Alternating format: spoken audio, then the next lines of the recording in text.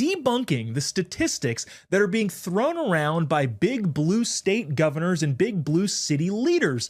Well, okay, the statistics show that blue cities and states are safer when it comes to crime and homicide, so says the libs running those areas. Now, this is all coming on the back of President Trump saying, hey, we're going to send the National Guard into these areas in order to protect the federal facilities, like in places like Portland, where, again, is so peaceful. You can just enjoy a nice cup of coffee on the veranda and go to a cafe. It's all peaceful and nothing wrong ever happens there.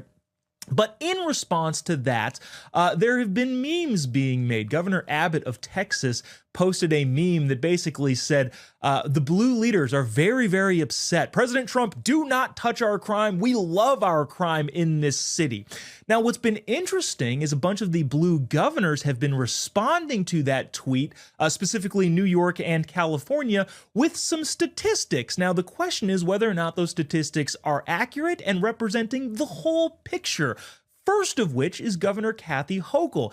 She responded to that meme that Governor Abbott posted with this: Texas total crime rate is 20.5% higher than New York's. In case you're confused, that means it's worse.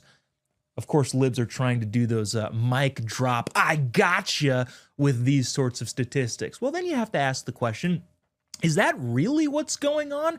Is crime in New York actually less bad than it is in Texas?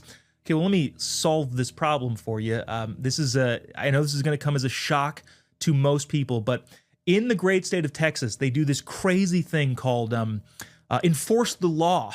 They actually prosecute crime, and therefore they have more convictions of criminals, unlike in the state of New York, specifically in New York City, where they don't prosecute crime. And guess what? If you don't prosecute crime, yeah, you're going to have less of a crime percentage of your overall population against other places that do prosecute crimes. Let me give you an example.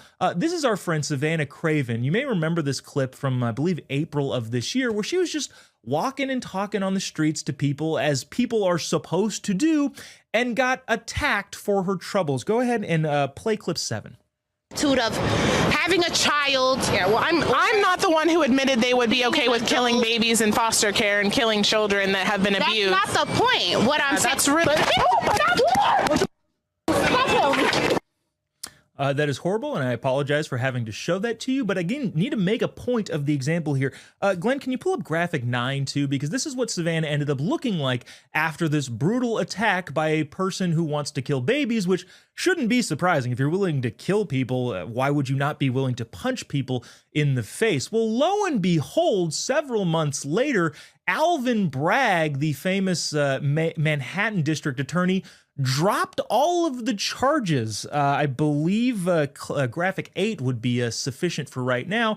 The same guy who made up a big case to prosecute the former president of the United States, the current president of the United States, President Trump, didn't charge this on video clear assault of a conservative activist who's just asking questions on the street. Now, I know this is one example, but it would be crazy to think that this didn't happen over and over and over again, especially considering the fact that this was freaking on video and you're still not going to prosecute it as a crime.